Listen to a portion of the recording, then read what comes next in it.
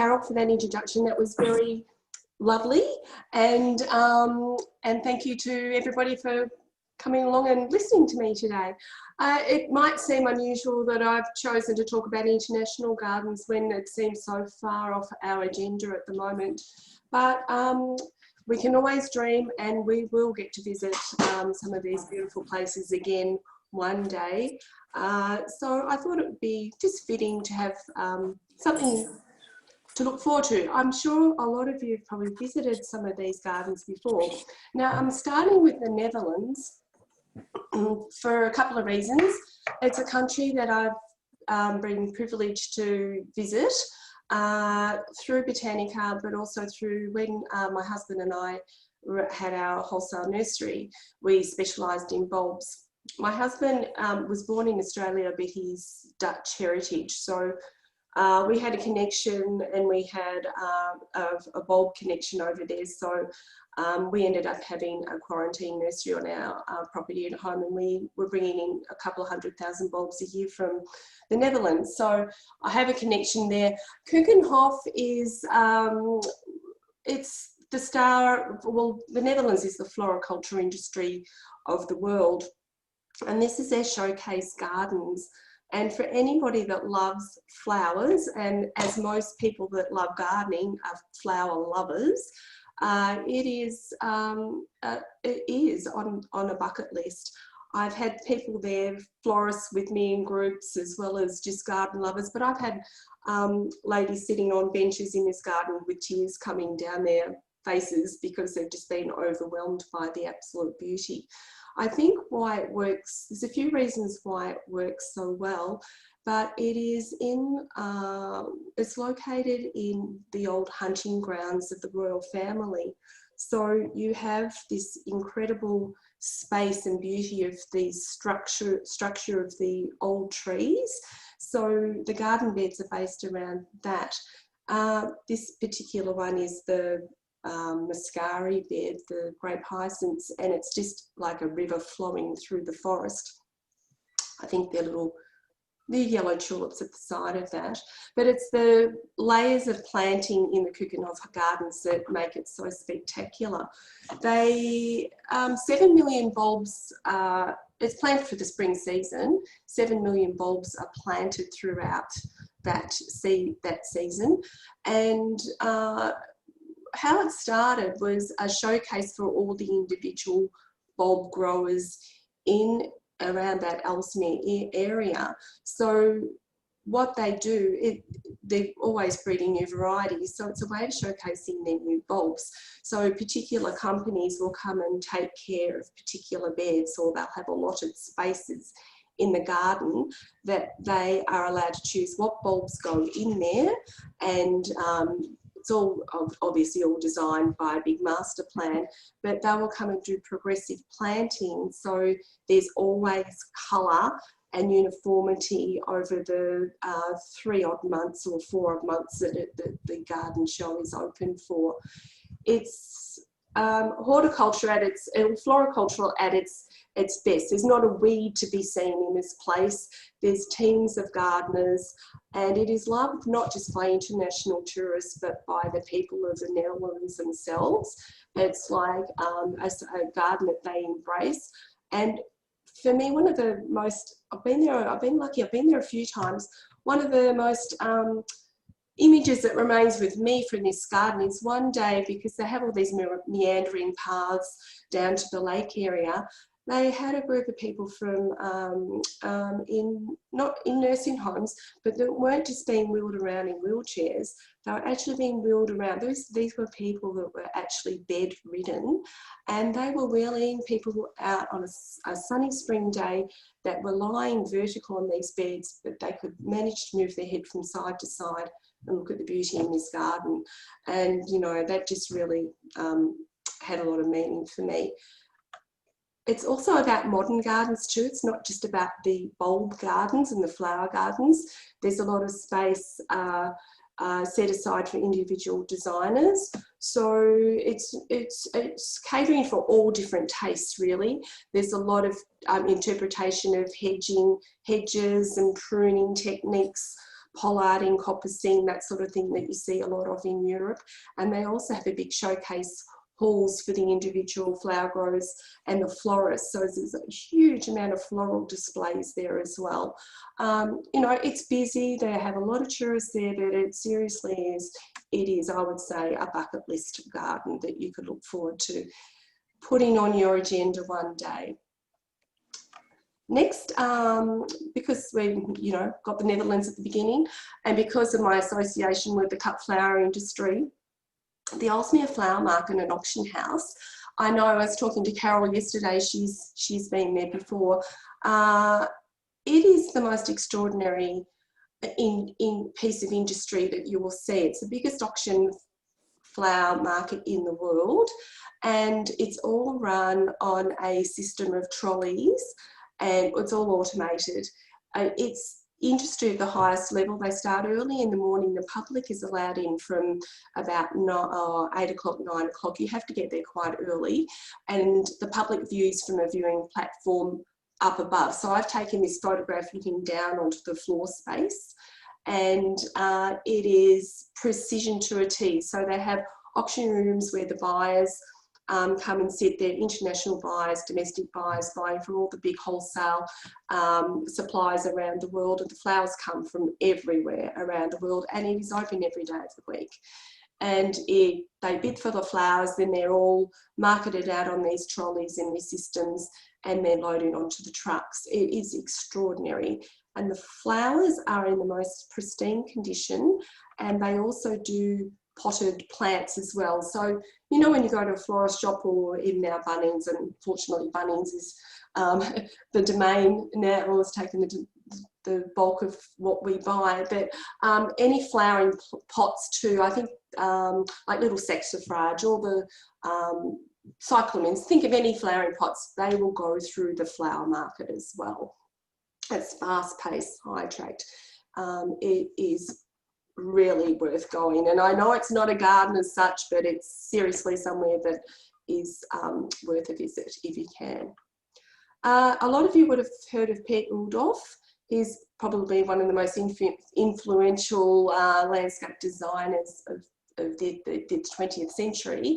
This is not his garden, but it is near his garden. His garden's called Humello, and I've been there before, early spring, and he's not opening his garden to the public anymore. I think he's just had enough. He's such a busy man. He's in his 70s, and he and his wife, they started off as nursery people too. So he was a nursery man, and then this is typical of the landscape. I put this photograph in. It's typical of the landscape in the Netherlands, and it is what really influential in a lot of private gardens. So I say, if you're going anywhere overseas, see if you can find any local garden shows that are on at that particular time, and get in to see some local gardens if you can, because they are so inspiring. And one of the best things about that is talking to the garden owners. But this is that influence of that perennial movement that started in the Netherlands and Germany and Belgium, and has now 10 years later, I mean, it's been going on here in Australia. We've embraced it wholeheartedly, but this is the sort of landscape that is in the Netherlands. It's flat, and there's so much water around, and that's why the perennials and grasses grow so well there. And you can see the little hedges in the background. So for little these box hedges, or their thickets of whatever, hawthorn, or anything you could think of that you can hedge up, and they're done as like little garden rooms, or just little on their own curves, or small like small boxes, but they're just to block your vision or take your eye to another level of the garden, because otherwise you're just relying on the height of the trees to give you the dimension space in the garden. But that area north of Amsterdam and over to the east is really worth exploring as well. Again, this was a garden festival in Belgium called Floralise. And again, sometimes those little unheard of festivals, it's always good. If you're going overseas anywhere, get on the internet and Google wherever you're going in a particular place, see what's on. And this was something that's never advertised. and we just happened to stumble upon it. And we went there this day. We stumbled upon it in Australia, so we had booked in to go there, but there was nobody there. It was just like, and there was just masses of wildflower bulb plantings under these beautiful, you know, copper beeches and oak trees and elms, and it was absolutely beautiful, and beautiful floral work as well. So that's Floralese in Belgium. Again, this I've got up here, Private Gardens Belgium and the Netherlands. This was a garden designer called Chris Gielsen. His garden over there. If any of you got a pen, write some of these names down. He's in Belgium, does a lot of design right throughout Germany, and down to France as well. But you can see the flat landscapes that the designers are working with over there. So again, the use of water, use of perennials and grasses, and these hedges. You'll see the hedges everywhere, just blocking off views and making different garden compartments. But just the native buttercup that grows all along the waterways there. So a lot of use of, we call them riparian plants, but they're plants that grow on the edges of water, in water, and used a lot in the garden spaces there. And then, you know, using a lot of variation in perennials and with all the different leaf shapes, like the big gunner are there, and lots of hostas to die for that we're so jealous of. And always a lovely little bit of art garden sculpture, just in the perfect place. That art is such an emotional, garden art is such an emotional thing to bring into the garden, but I love seeing it especially in private gardens, because everybody has such individual taste. And just the placement of the two chairs there, just perfect. A really simple little wooden picnic table to sit and have a lovely cup of tea or cup of coffee, and quite understated but beautiful. And the size of the pond too, just reflecting the chimney of the house, the reflection of the tree, just beautiful. Now we are, actually I'll just go back to that. The Netherlands, I haven't got slides because I've got so much in. If we run out of time, we can just cut this short. But there's a couple of other places in the Netherlands that are worth seeing. And there's a lady called Mian Roos, and I don't know whether any of you have ever heard of her, but I call her the Dutch Edna Walling. And in a place called Demersfoort, she came to her forte in the 50s, and they've got a garden space up there in dedication to her design work, and it is absolutely beautiful. I think it's open every day of the year. You just have to Google that, and you can find out the opening hours. But there's about 20 dedicated garden rooms for her garden design, and she was one of the first people that started recycling concrete, pebbles, and making pathways out of old materials. Really influential garden designer that not many people have heard of. And the other thing that the Netherlands has that you may have heard of is a big a horticultural expo. It's called Floriade, and it happens once every 10 years. So the next one will be in 2022, and if you're interested in having a look at that, go to their website. It's a really progressive website. I think it's just floriade.com at the moment. But they're concentrating on that expo. We'll be concentrating on, it's a green city of the future, 4 categories: green, food, energy and health. And it's all about building green cities, bio-based building, protecting ecosystems, and how much of our future food is going to be based, getting our proteins from plant material rather than from animals. So, and they built it in it's north of Amsterdam in 2022. It's on about a 60 hectare site. It's absolutely huge. You do need the full day there if you're considering going there. You could keep going back, but it showcases all modern horticulture, floriculture, advances in technology throughout the world, and then they have masses of garden beds and showcasing all the new breeding of flowers and plants from around the world. There'll be exhibitors there from all around the world. It's fabulous. Okay, now we're on to France. And this is definitely a bucket list garden. Some of you may have visited Giverny, Monet's masterpiece. He called his garden his masterpiece. And he was a gardener before he was, well, a painter really, a master gardener, I call Monet. So the house, his garden is divided into two sections. This is his flower garden. And then a few years after he moved in here, he purchased land on the other side of the road, which he designed into his Japanese water garden that he was his muse really for all of his paintings. But this is open for I think about 5 months of the year. Look, I'm not sure about the months. There's millions of visitors go here. So for me to get this photograph of one woman sitting on this seat was quite extraordinary, because there is lots of people in this garden. But what they do, every season, I'm not sure how many gardeners they have there, but they actually, at the end of the season, when it's all shut down, they actually remove all the topsoil from the garden, quite a few centimetres down, I think a good probably 20 centimetres down, and they remove it all, replace it with all new organic matter and new soil before they start doing the replanting for the next season. Because no matter what day you'll go to this garden when the season is open, there will always be flowers out in the garden. This is the famous water lily garden. Sorry, it's a little bit blurry, this one. I don't know whether you can see on the far end of the garden, that's just a mass of people walking. Can you see all the little heads there? So there's a pathway that traverses the whole perimeter of the ponds. And when you go, you will be in a queue walking around Monet's garden. The same if you want to get over the gorgeous his Japanese bridge, the little green bridge. Again, look, I was lucky, I just got there. You know, you can get some sneak peeks. I think I hung around at the end of the day to get this photograph.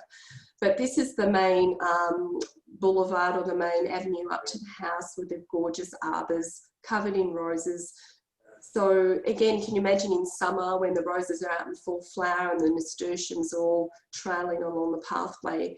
But I was there in the middle of this particular time, right in the heart of spring. The garden beds, as you can see, they're just so heavily planted, stunning.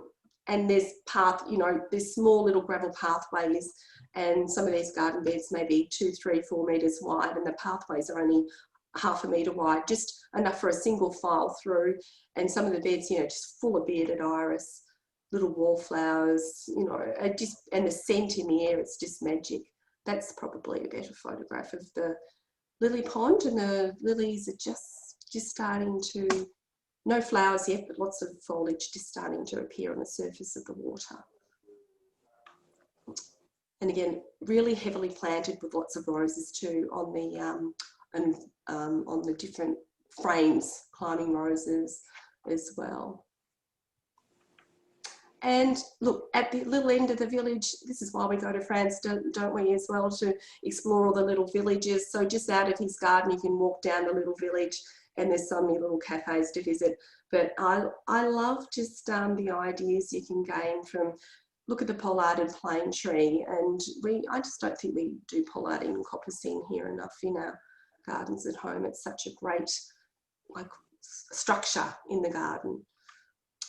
This is a garden called La Vaste-Rival. It's in Lower Normandy, and this is owned by a princess. So when you're a princess, you're probably fairly lucky, because you can indulge your whole life and hobby and passion of gardening into collecting plants, and that's what she did in her garden. And Varangeville, I don't speak French, so Varangeville-sur-Mer is the name of the village. It's close to the sea, close to the coast. You could possibly get glimpses of the water through here, so it has that beautiful maritime climate. And the soil's fabulous, and it will probably be a bit like up the hill here at Red Hill, and great rainfalls. So she could grow a huge variety of plants in this garden. And it leads down to natural pathway, or the natural pathways just lead down the bottom to the natural waterways. And it's just a layered garden, but it's just a garden full of interest, because it's a meandering walking garden full of lots of different plants. And there's the handkerchief tree, the video a lot of people really love when they see that one out in flower, because you don't see that so often. It comes from China. Lots of clematis, different rhododendrons, azaleas, lots of herbaceous perennials, lots of peonies. Another garden up that way is Jardin de Plume. Now, this is one of the gardens that Monty Don had on his Round the World series. It's near Rouen. So when you arrive at this garden, this is what you arrive. You're actually driving through the fields of Normandy where they grow all their crops, and it's flat landscape. And the coach just parks out, or the cars. They've got a little plant nursery there. That's how they started their little business. So you just park out in this little gravel driveway, and this is the entrance. It is just so, look at it. I mean, it's gorgeous, but it just, unassuming, I think, is a good word for that. And I love that as well. You have no idea what you're going to find on the other side of that little gate. So this is walking into the garden. And when you get into the home there, again, it's such a flat landscape, really manicured, formal gardens around the house. The hedges are pruned within an inch of their life, and then the beds are all filled with gorgeous, gorgeous perennials and summer flowering annuals. So the little orange ones are euphorbia at the front, and lots of euphorbias, beautiful poppies, irises, or you name it. The house is draped in roses.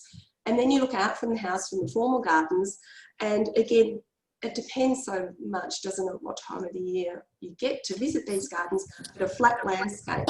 So what they've done is divided this flat area.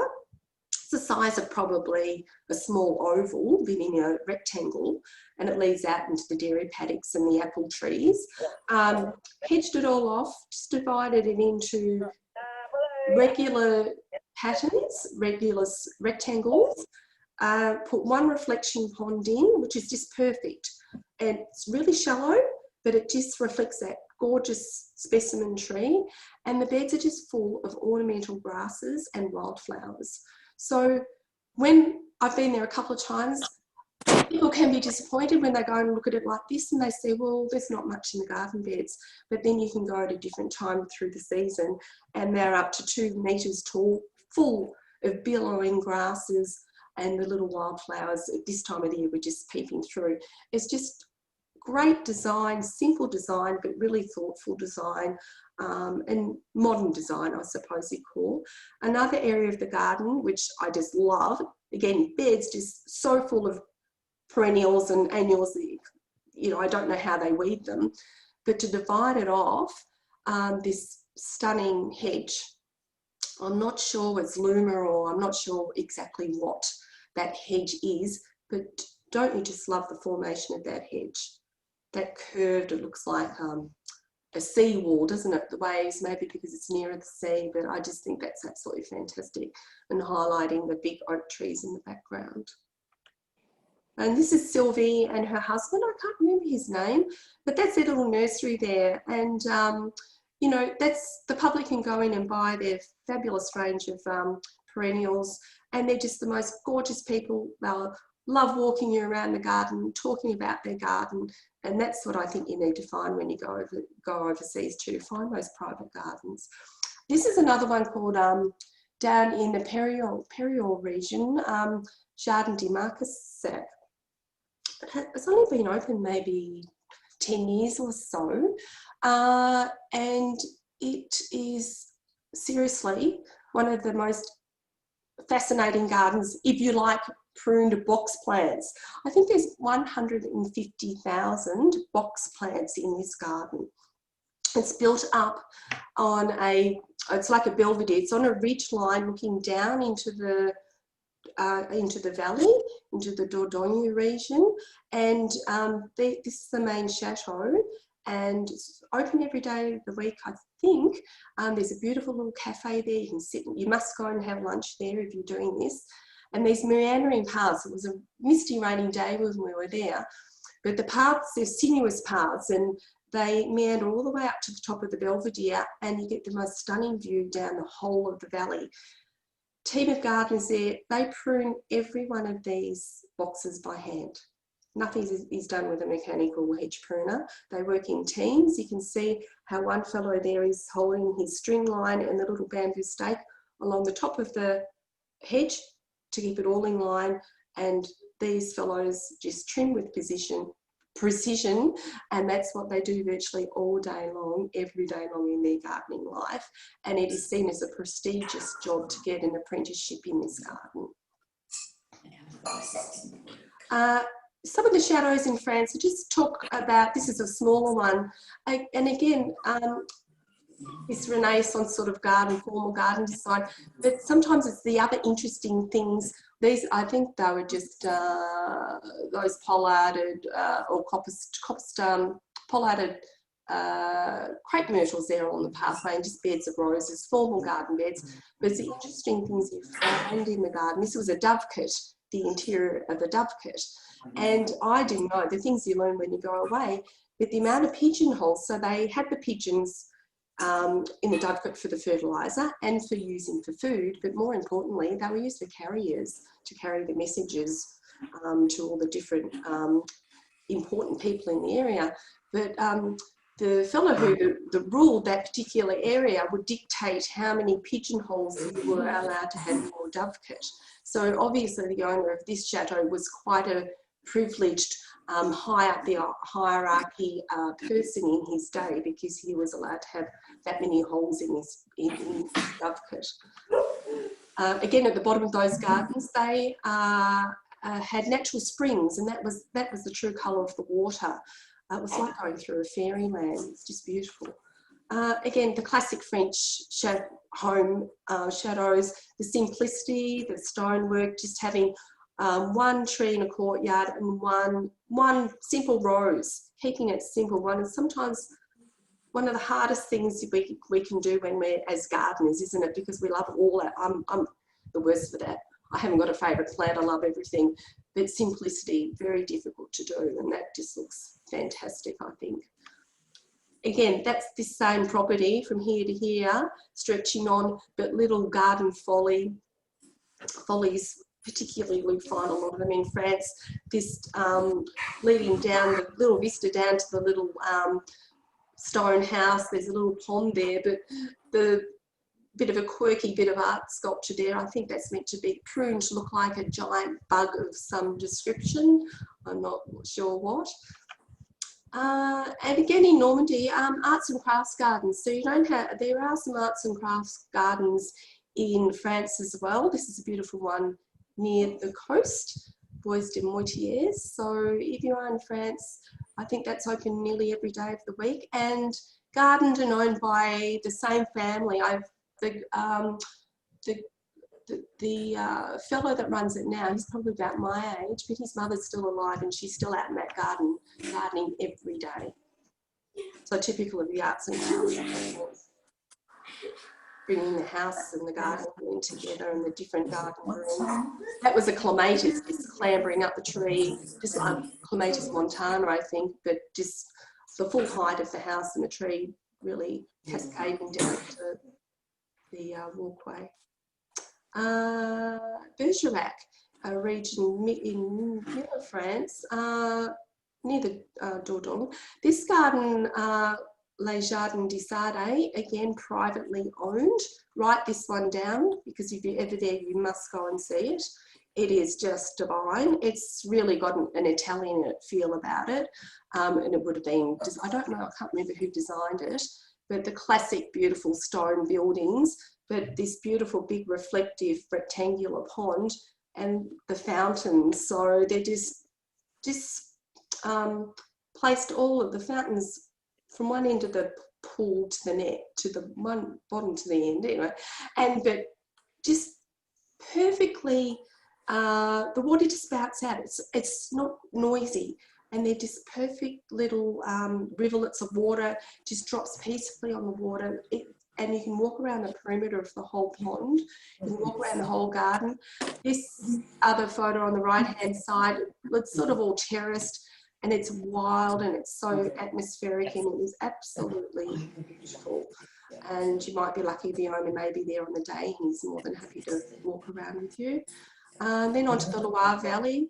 So if you're into the chateaux and that formal French Renaissance garden style, which I think is really on a lot of people's bucket list to see, with Versailles and Valandry. Valandry's, I haven't got a photo of Valandry on here, but that's extraordinary. The big vegetable cottages, they're just quite amazing, really. But again, the simplicity of the design, but the vastness of the designs, the grandness of the designs. Like this is Chateau La Roche-Courbon, a Sleeping Beauty Castle, I think this one it means. But that is a very big chateau, and look at the size of the reflection pond that has been built to reflect the whole of the house, or the whole of the home. And it always leads up, you have these pathways always leading up to a higher point that you can look down onto the whole estate. And really extraordinary, the Loire Valley. There's so many choices for chateaus to go and visit. If you ever get the chance, do visit, you know, some of the more popular ones, like Valandry and Chemonceau, but they're very busy. I always think advice, if you're going there and doing something on your own, go and try and find some small ones where you can go and there's only a handful of people walking around. Imagine it, in Le Bourn. This is a modern French garden. I've only just put one slide in here, but this is a town, the town is called Terrasson, I think. But what this town did, it was a little bit off the tourist track. So I thought this is fabulous, because the town as a community got together and the Shire was willing to put in their money. So they put a international search out to get a garden design done for their town that would bring international tourists in. They were finding a lot of their tourists were coming and just passing through because they were near other areas, but they wanted people to stay in the town and stay for a couple of nights. So this Catherine Gustafson is the designer of this garden, but she is from an American company, so it was an international search and they chose an American company. But she's a really interesting designer and uses a lot of water features in her garden, and it's 13, again, sort of like the 13 different garden rooms. It's all terraced, and this is just one of the cascading water features that she put in, but there's a whole area of plunging water fountains that you can walk through and cool off on a hot day. It's just got so many different features. It's really great modern design garden, and again, it's a sort of garden you could actually spend a full day in this garden, and beautiful town to stay in as well. But I thought just proactive communities trying to get people to stay in their area for a bit longer is a great idea. And again, don't you love the way, see, just the water's coming down. It's not all coming down in the same level. The steps have all been graduated on different levels. So the water at the top cascades down on the left-hand side, crosses over on a flatter palette, and then cascades down on the right. So by the time you get to the bottom of the steps, it's a soft fall when it gets to the bottom. Just really, really clever. Now we're down in Spain. Again, if this is a bucket list garden, in my viewpoint, the Alhambra Palace Gardens in Granada, Spain. So the Alhambra Palace was built by the Moorish rulers, I think it was the Nasrid Sultans, and they invaded Spain. I mean, invasions, and then, you know, over the hundreds of years. But it was the beginnings of really this Moorish garden design coming into Europe and then being embraced by the world. So this is it's spelt general, it looks like it's General Life Gardens. It's Hanara Liffey Gardens is the correct way that you pronounce that, but the G is actually a H, but it's a real harsh Hanefra, you know, I can't even say it correctly, but it's Hanefra Liffey Gardens. So it's a vast, vast area. So when you go there, again, you're there with lots of other people, and it's all ticketed. You have to go in at certain different times, but you start off in the palace garden, the palaces, and you step your way through up to end up in the garden space, which is at the top of the hill, looking down the valley, down into Granada itself. But this is that, so in its heyday, there would not have been any colour in the planting in the garden, and the left-hand side of the garden here wasn't originally walled in. That was an open arches looking down in the valley, and over the years that has been walled in.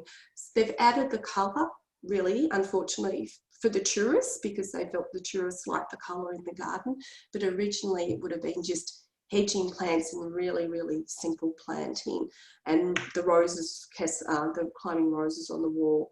But it is, again, the water features are just absolutely fantastic. It's all about inner courtyards, really hot spaces. The Moorish gardens were about embracing,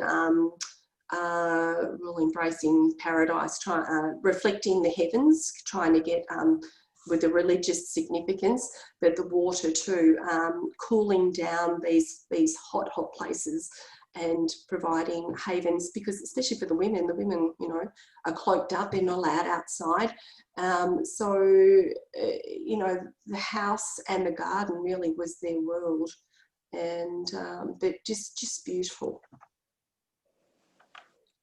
Again, that's another view of that main alleyway from the other end of the garden there.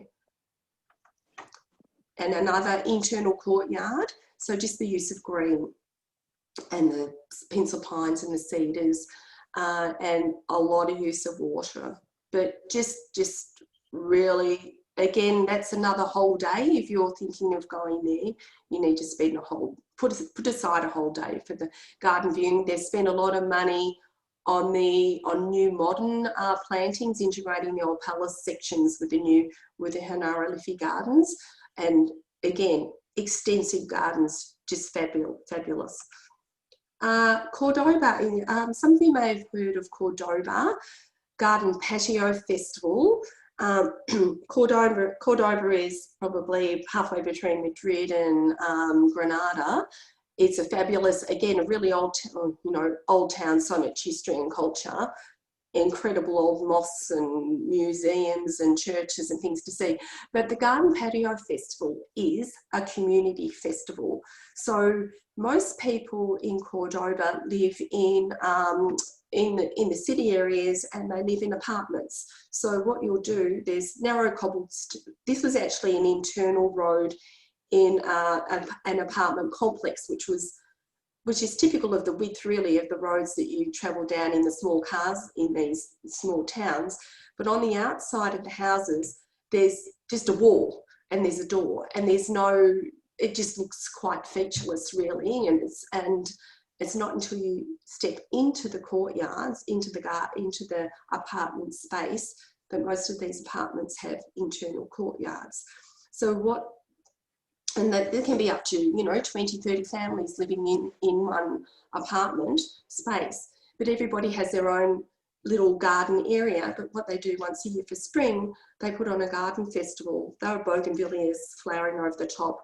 So it's just full of really hardy Mediterranean plants. So this is another little courtyard, the entrance to a courtyard. So that was somebody's door into their apartment, but what they had done is brought some of their indoor furniture out into the little courtyard area to dress it up for the festival. So it is just beautiful. This is the lady in the gorgeous red and black. She was the owner of this particular apartment. She was in her 80s. This was her garden display, and the fellow filming her for the local radio show was just interviewing her for the local radio. And again, it's like the whole community of Cordoba, they just embrace this garden festival, and it's just full of colour. Look at the colour of the pots, these beautiful earthenware pots, and the walls. The flower pots are up to the height of the top of the apartment walls. They have a special watering can on a big long bamboo cane that they water the plants with. But it's just gorgeous because you get to meet the local people.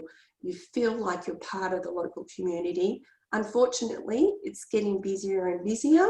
So some of the gardens you have to queue for longer to get into, see. But really, I call that a bucket list garden to go and visit, or garden show. Now I'm down in Portugal. Portugal's a really interesting garden destination, a place because a few reasons. It's out of all of Europe, it's got the biggest coastline, so it has a really favourable maritime climate along the coast to grow lots of different plants from all around the world. Because Portugal was such a wealthy country in the 12th century, importing all those foods and products from South America and China, there was a lot of wealth. So it's neglected these when the aristocracy left and the money left Portugal, because Portugal was one of the most hardly done hit by countries in the last global recession. A lot of the places were just left destitute. So they're only really now just starting to spend money and seeing the value in tourism, probably only over the last 10 years in these garden spaces. So this is Frontera Palace. It was belonged to one of the aristocracy. Again, these formal parterre gardens.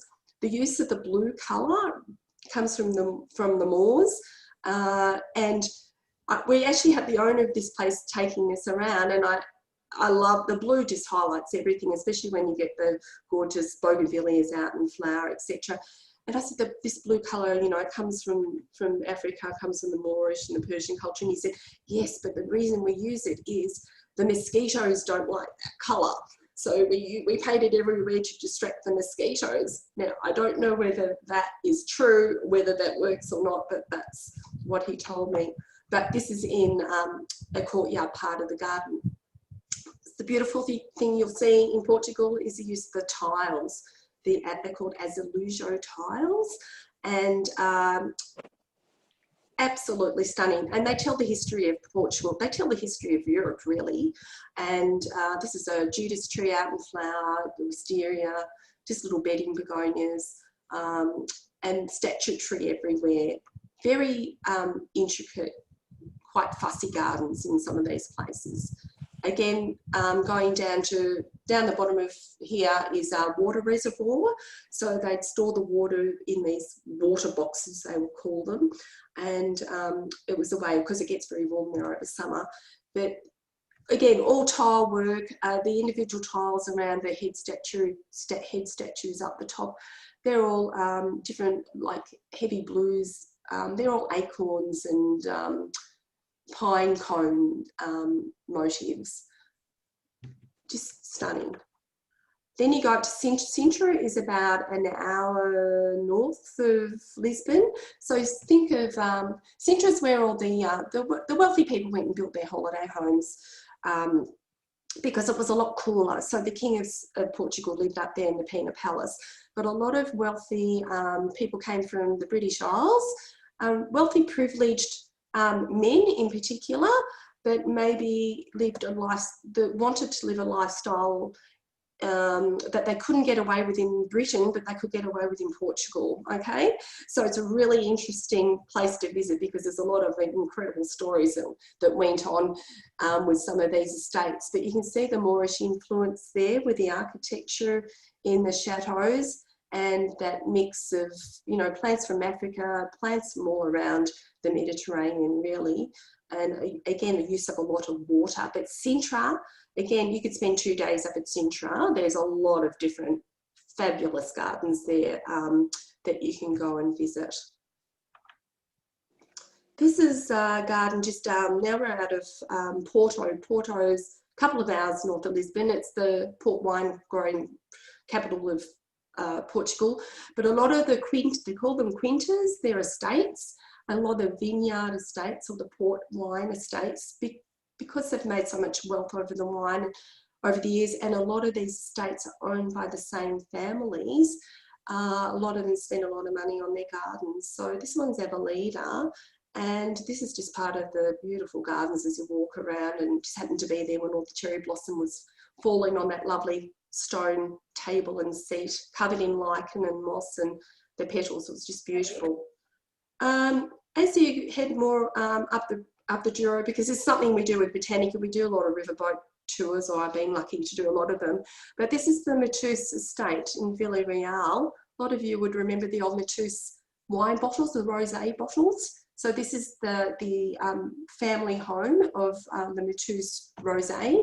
And again, it's sort of more Baroque architecture, but they have this huge reflection pond in front of the Quinta, and they call this the Lady of the Lake, and she's a modern piece of art sculpture, and she's just laying, as you can see, the water there is not very deep at all. It's just enough to reflect the whole of the house and some of the surrounding gardens, and she's just placed in the most perfect position, and is just so serene and peaceful in front of this quite, you know, Gaudi, you know, Baroque architecture. Is so full on, there's so much to see.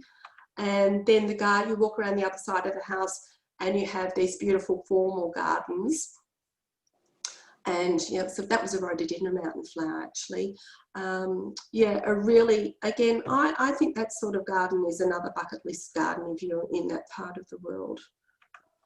Oh, this is back to Quinta Evelida, actually, the one where I had the petals fallen on the trees. So really vast, expansive gardens. Again, if you get the opportunity, go there. The gardens, I don't go for the wine they grow. They grow some of the port, I don't mind it, but they grow this green port. It's a white port. It tastes a bit like vinegar to me. I'd use it in my cooking. I'd much rather spend my time walking around the gardens. But you can see full of azaleas, cherries. That was a Copper Beach on the left-hand side there. And I've got to put, yeah, actually, you can see at the end of the this sunken garden, there's a little bit of folly down there, but it's a lovely little water fountain. And that's the other thing in Portugal, you will always see, and in Spain, they're very religious people, so there's always a religious artifact somewhere in the garden or somewhere in the street scenes, and I think that's just wonderful to find that in a garden when you're visiting a garden, particularly overseas. So just beautiful. Madeira. Now Madeira is an island off the coast of Portugal. It's owned by the Portuguese, but again, they call it the Garden Isle. And it was only the first time I was in Portugal with work, and my local guide said to me, "Julie, I can't believe you're not going to Madeira." So we ended up putting that on the itinerary. So again, for any of you that are in that part of the world, please make time, fly over to Madeira. The only thing, don't let it put you off. The airway runway landing strip, I think, is classified as one of the 10 most dangerous in the world. So when you fly into this little narrow strip on the side of the island, it's all reclaimed land, and the little plane can hover like this, and you'll think, oh my gosh. And when you land, everybody claps and you go, yay, glad we arrived safely. But the island is just stunning. So the capital city, Funchal, and this is their botanical gardens. And just really interesting plants, different planting styles. We happen to be there, Spring Garden Festival. So if you're going spring, again, Google, do a bit of research before you go into these places. We didn't even know this was on, but the whole centre of the town. Now this is the middle of a Spring Garden Festival. Look how quiet it is. That's what's so lovely about going to Madeira. It's a bit off the beaten track. You avoid all those crowds. And this is celebrating spring. So just the local gardening society, just like the Red Hill Gardening Society, would get together and make these beautiful floral displays just and lay them down on these lovely little cobblestone paved sidewalks. And they use a lot of the cobblestone paving over there because it holds water, it holds the moisture. So when it does rain, it holds a lot of moisture on the pathways, and it takes a long time to evaporate, so it helps cool the place down. This is a private garden in Funchal. So again, if you're going there, just Google some of the gardens that may be open. That was a handkerchief tree again, a Davidia. This is beautiful, beautiful. Look at the gardens. They're just superb, aren't they? The colour. The geraniums, Geranium madeirense, you know, it's endemic to Madeira. just seeing plants that we grow in our gardens here and actually visiting places where they actually grow, where they come from, I find that one of the highlights of visiting gardens too. So echiums that we see everywhere in our gardens here, we use them to death. Pride of Madeira, native to Madeira. Again, this is due to this cobblestone pathways, you find it everywhere. So again, all laid by hand. And you can see how the stones, they're not laid horizontally, they're laid vertically. So it's a lot more work, a lot more stone used, but it holds a lot more water. Yeah, to help create that lovely little humidity in that garden space. So it creates like a little microclimate actually. This was the hotel we stayed at. Look at the gardens in the hotel, just superb. This is the Monte Palace Tropical Gardens. Again, that's open to the public all the time. You get a cable, you can catch a cable car up to these gardens at the top of the hill. Madeira is quite steep, and you can see the ferns, cascading water, use of water, just stunning. The use of the tiles. Okay, I just quickly, I've only put one slide in of Singapore, because I know a lot of you go to Singapore and you stopovers when you're going overseas. I didn't even put any slides in of gardens by the bay, because most of you know what that looks like. And if you've never had the opportunity to go there, do stop and visit it. But I just put this one in because the old botanical gardens in Singapore, which a lot of people, if you don't stop in Singapore for a night, you won't get to see it because you can't do that. But I would suggest if you're doing a stopover in Singapore, stay for a couple of nights, make sure you visit Gardens by the Bay, but make sure you visit the old botanical gardens.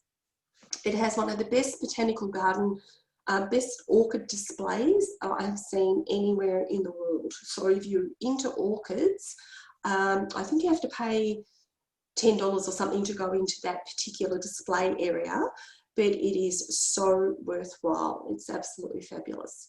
And if you want to coincide, look, we do with Botanica, but every 2 years Singapore has a garden festival, and we go there. Actually, Jim Fogarty, who you had speak at your meeting, I think Christmas meeting last year, Jim does, he's one of the international designers that goes over there and puts a garden display in. He usually works with somebody from England. I think I've forgotten, just off the cap, forgotten his name. But anyway, I put that one in because do stop in Singapore and have a look at their old gardens as well. This is China, and this might not be on everybody's bucket list at the moment. And I feel like I've been there a couple of times, but again, if you get an opportunity to go to China, just go for the gardens. Most of the gardens were decimated over all the cultural revolutions, so there's not a lot of old gardens left to see. But the only ones that are really of the greatest importance that are worth seeing are in Suzhou. Suzhou is a couple of hours, I think, out of Shanghai, and it is the old, it was the silk capital where all the silk merchants lived, so lots of wealth. This garden here, the Humble Administrator's Garden, all the gardens have long names with quite convoluted meanings. This Humble Administrator was actually a corrupt person higher up in the government, but he called himself a Humble Administrator. So there's always stories behind these gardens. But this is just a typical watercolour painting of what the garden looked like. Again, it's very highly visited, but if you want to see a Chinese garden of great antiquity, and it's I think it's a UNESCO garden too. Chinese gardens aren't just about, well, they're so different, that's a whole talk in itself, but the indoors is embraced as much as the outdoors in a Chinese garden. So all the pavilions is part of the garden, and so they're full of beautiful azaleas at this time of the year, full of azaleas all out in flower. But the artwork is as important a part of a Chinese garden as the actual plants itself and the rocks and etc. etc. Fisherman's Net Garden is another one that you would go and see if you were in that part of the world. Now we're going to Japan. everybody goes to Japan for the either cherry blossom season, the hanami viewing, or autumn. I haven't been in autumn, I've only been for cherry blossom. I put this photo in because this is my first day of my cherry blossom tour, taking a very enthusiastic crowd of people from Australia and New Zealand, and this is our first stop. This is a philosopher's walk. Again, Monty John features this on his Japanese Gardens show, and of course when Monty's there, every one of these cherry trees is out in full flower. Well, can you see the day we arrived? There were the cherry trees. I think we were lucky to see one bud just trying to burst. So again, when you visit gardens for particular times of the year, remember Mother Nature rules, and she will dictate what you're seeing at that particular time. So if you're going somewhere for a particular flowering season, I would suggest make sure you're there for at least 2 weeks, because if you don't get it in the first days of your visit, you will get it by the end of the season. Japanese gardens are a revelation. They embrace their culture, their religion, their art. It's all part of a garden. I wouldn't call a Japanese garden a garden as what we know a garden to be. These little stone, I've forgotten the actual name of them, but they're Buddhism. You'll see shrines everywhere in every Japanese garden that you'll go to, but these were a homage to stillborn babies and babies that have died at a very young age. And you'll see little shrines like this everywhere in Japan, and they are an integral part of their garden design. So again, and probably a week later, we got to see the cherry blossoms like this. And that's a deer grazing on the mossy path, or on the mossy lawn garden area in the back there. So you've got wild Japan, and there is a lot of wild Japan because it's so mountainous and volcanic. A lot of Japan they can't garden, they can't build on, and so there's beautiful natural parts to the Japanese landscape. And then you get their highly contrived Japanese gardens, which is what we go over to see. And if you go in spring, you will see Japanese couples everywhere, because they all love getting married in the gardens with their ceremonial costumes. But typical of the Japanese gardens. And again, that's another whole story unto itself. But just, if you love gardens, I think once in your life you have to try and go to Japan to see how they embrace the gardening style. And it's not about colour, generally it's not about colour, it's about the shape and the form, and it's just beautiful. And the reverence for old trees, like, you know, this old pine here in Australia, we would have chopped it down and would be long gone and burnt on the burning pile. The reverence for old things, because it means they embrace old people, they look after their old people. And so these trees are propped up and trained and live to the length of their life. And some of these conifers, you know, they're 400 years old in these gardens.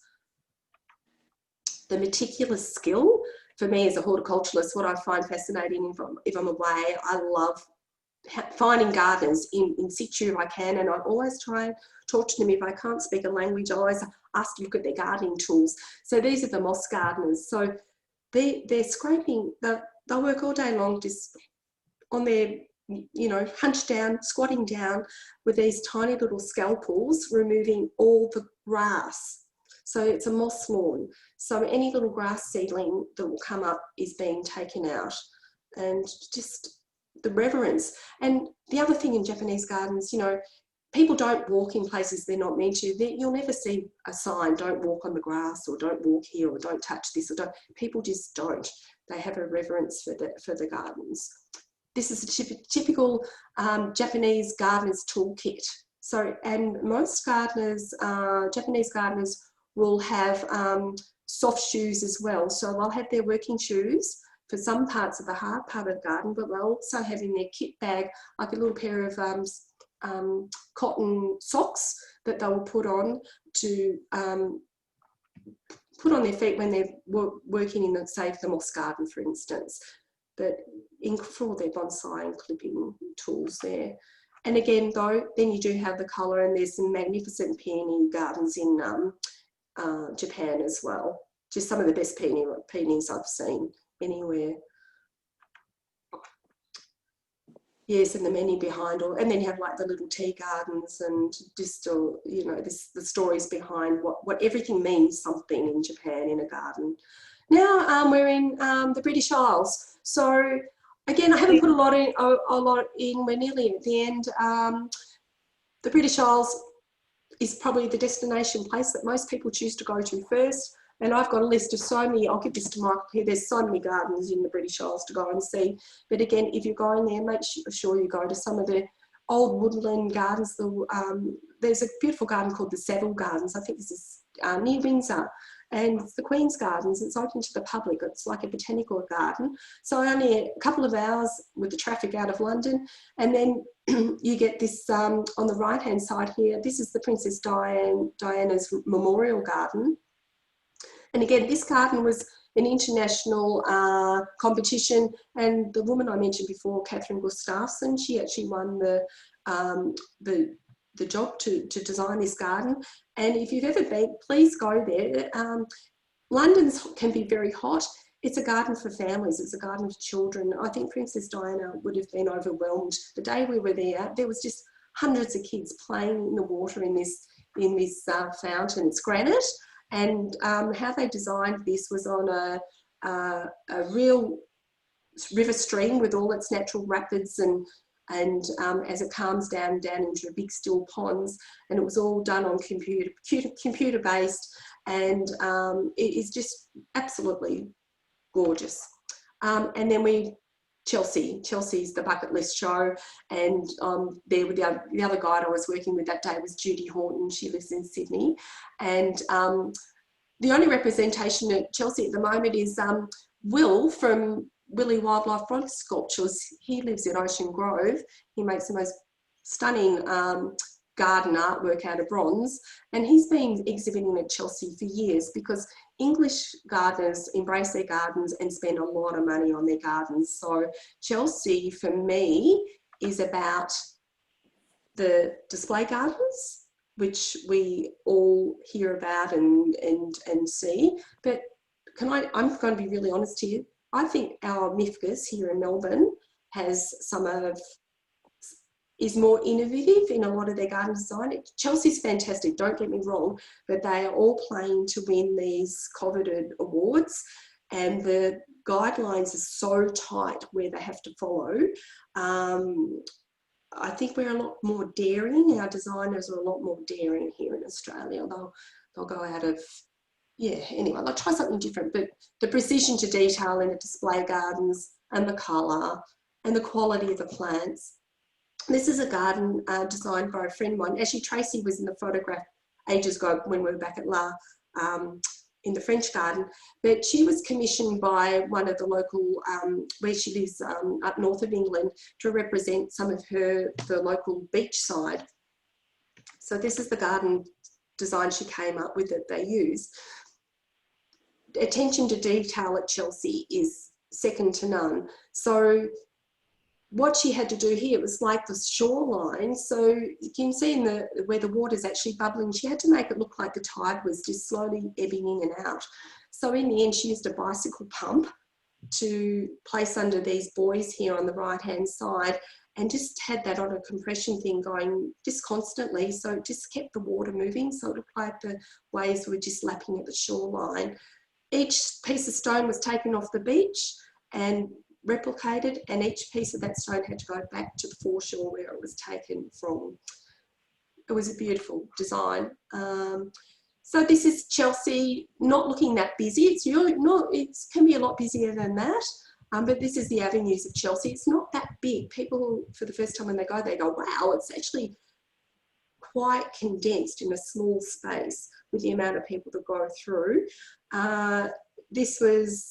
And it's really divided into three things. I think it's the designer gardens, you have the indoor nurseryman's displays with all the individual plants, and then you have all the artisan work. And the artisan work is fantastic.